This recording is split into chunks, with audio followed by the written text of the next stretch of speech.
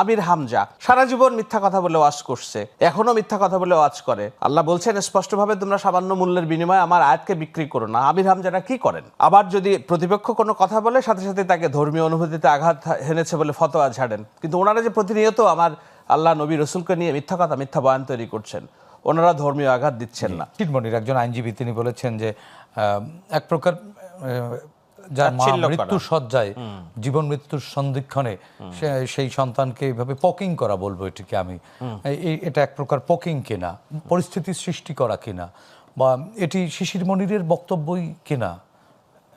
দেখুন, আমি অন্যভাবে রাশেদ খুব স্ট্রংলি বলেছে।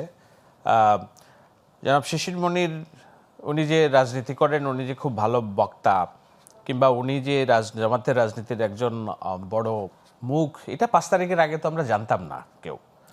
একেবারে সাদামাটা লয়ার, গুপ্তভাবে ছিলেন আর কি, এখন সামনে এসেছেন।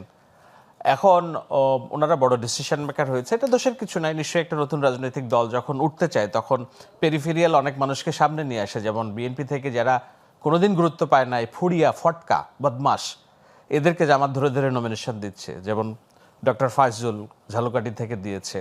সারা জীবন বলছে বিএনপি করি, কিন্তু কোনোদিন বিএনপির একটা পদে তার নাম ছিল না। এখন বিএনপি থেকে পদত্যাগ নেতা জামাত তুলে আনছে। বিএনপি যাকে চাঁদাবাজের অভিযোগে বহিষ্কার করছে, জামাত তাকে নেতা বানাচ্ছে। অলিউল্লাহ নোমান, তার মতো একজন সাংবাদিক যিনি সারা জীবন খালেদা জিয়া বিএনপির ছায়াতলে থেকে নিজেকে বিএনপি প্রমাণের চেষ্টা করছে, আজকে শুনলাম হুট করে জামাতের নমিনেশন পাইছে। তো আমি এই নামগুলো খালি বলছি না। আমির হামজা সারা জীবন মিথ্যা কথা বলে ওয়াজ করছে, এখনো মিথ্যা কথা বলে ওয়াজ করে। আল্লাহ বলছেন স্পষ্টভাবে, তোমরা সামান্য মূল্যের বিনিময়ে আমার আয়াতকে বিক্রি করো না। আমির হামজারা কি করেন? আবার যদি প্রতিপক্ষ কোনো কথা বলে সাথে সাথে তাকে ধর্মীয় অনুভূতিতে আঘাত হেনেছে বলে ফতোয়া ঝাড়েন। কিন্তু ওনারা যে প্রতিনিয়ত আমার আল্লাহ নবী রসুলকে নিয়ে মিথ্যা কথা, মিথ্যা বয়ান তৈরি করছেন, ওনারা ধর্মীয় আঘাত দিচ্ছেন না।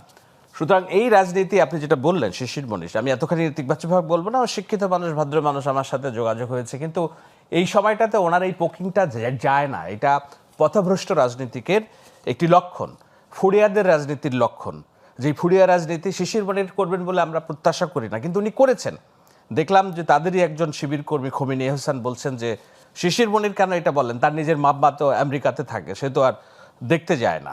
শিশির মনির তো সেই শিশির মনির আমরা জানি যে শহীদ আবরারের হত্যাকারীদের বাঁচানোর জন্য নিজে আইনজীবী হিসেবে লড়াই করেছেন, এবং সেটা আমি ব্যক্তি শাহেদ আলম ফেসবুকে পোস্ট দেওয়ার পর উনি ওখান থেকে নিজেকে সরিয়ে নেন যে না, আমি আর ফার্দার এই মামলায় আমি লড়বো না। শিশির মনির তো সেই শিশির মনির যে আইজিপি মামুনের ভাই, যিনি জামায়াতের হয়ে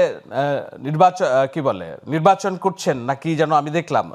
এই মামুন, আমাদের যে মামুনের, যাকে সাজা কম দেওয়া হয়েছে, মানে Abdullah Mamun, just give and take, যে আমি আপনাকে কিছুর মধ্যে দিয়ে সাজা কম দিব, কিন্তু ওখানে যেন হচ্ছে যে আপনার যে ভাই আওয়ামী লীগের নমিনেশন করেছিল আওয়ামী লীগের হয়ে, ওই আসলে আমি দাঁড়াচ্ছি, আপনি আপনার পরিবারকে আওয়ামী লীগের ভোটগুলোকে আমার দিকে কনভার্ট করবেন।